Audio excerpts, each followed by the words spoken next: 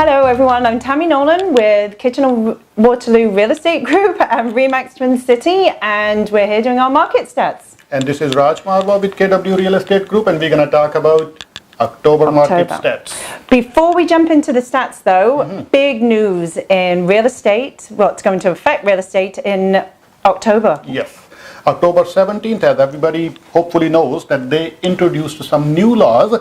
OSFI, Office of Superintendent of Financial Institutions, they imposed some new laws on all federally regulated financial institutions that whenever they'll be qualifying buyers for a house, they will be qualifying them at 4.89% or their contractual rate plus 2%, whichever is higher. So just to put some perspective on that for buyers and sellers out there, for instance, buyers who are pre-approved right now for a mortgage, come January 1st, what they're approved for will be probably approximately 20% less than what they're approved for today. That's a big difference for a lot of people. So if you're looking to buy, I'm finding that buyers are trying to buy now before their price range probably changes next year. And a little note to sellers, if you're looking to sell next year, maybe a good idea to sell now and take advantage to the buyers that are really trying to get into the market before the new year. That is correct, Tammy. This is the biggest topic of our discussion now, that how is this change going to affect the market. I think this is very healthy for our market. We don't want anybody to be losing their house in 2, 3, 4 years from now because they could not afford their houses as interest rates higher. This is why those rules are in effect now. So those buyers, they not only can qualify for those mortgages when they come up for renewal, but they can also afford to make their mortgage payments as interest rate rise in next 2, 3, 4 years. So they can afford it today and they can also afford it in a couple of years. Right.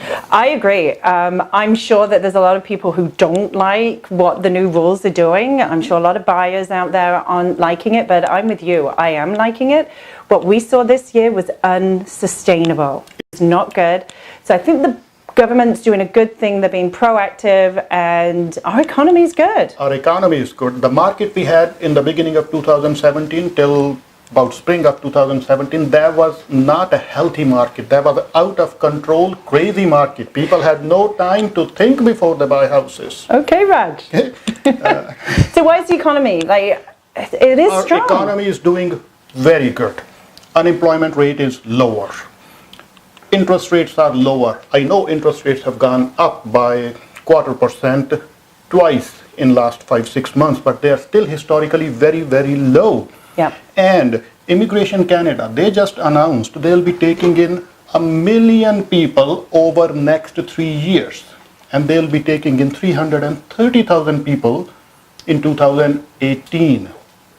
And 176 of those they expect to be coming to GTA area or around there. So there will be more housing demand into this area. Right. So a lot of those will be rentals, but generally they do buy eventually. Yes. Yeah. So let's jump into the stats, Raj. Let's look at the first slide. Let's look at number of sales. Let's start from the beginning of the years.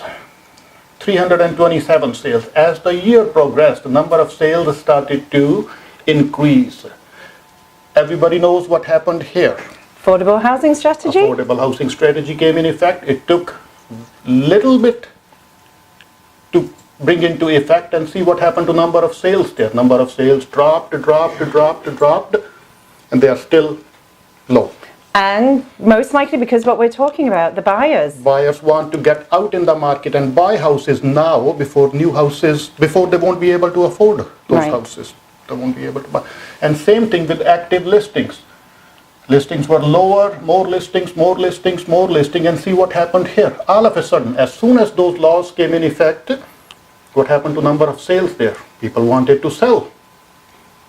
Talk about months of inventory, Tammy. My favorite stat, months of inventory. I think this is one of the best indicators of a market. Just so to let everybody know that what it equates to is, for instance, here in January, for every 1.2 homes listed, 1 home sold. So that shows you how low this inventory, months of inventory is. And we had it super, super low for February, March, and April. And then it started to rise. October just came down, which means that we're back into a seller's market for October. Big time in seller's favor, but we haven't seen big increase in price. Weird. Yes. You normally, when you see a rise in the sales and a huge dip in the amount of homes available, Rise in sale, big reduction in active listings, but prices have not changed. which is abnormal. Okay, next slide, Raj. Slide. Let's look at how we have performed year over year.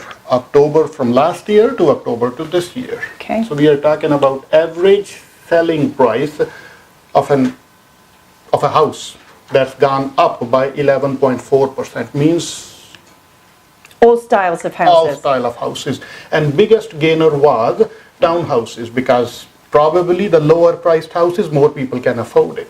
So 13.7% for townhouses, followed by single detached houses, 13.1%. Healthy prices, Raj. Healthy prices. Let's look at the So, next slide here. I'm going to talk about volume, how many houses were being sold in October. And as you can see, last year, 522. This year, 481. So we're selling less homes right now, year over year. And it's right across the board. We're selling less homes in every category. True. You were talking about months of inventory. Yes. 1.7. Oh, your Three. favorite slide. My favorite slide. I just want to see whatever else has been happening in all other major cities. If we look at Toronto, Toronto's been sitting at 2.6 months of inventory. Toronto is 2.6, Vancouver 3 months, Calgary 4.4, Edmonton 5.7, and KW is sitting at 1.73. Little KW. So still one of the healthiest market in Canada. I agree. So that's our market update. Yes, and if you have any specific or particular question about your scenario, feel free to give us a call. We'd love to help you with that. Thanks for watching. Hope you got something out of this update, and we'll see you next month. Cheers. Cheers.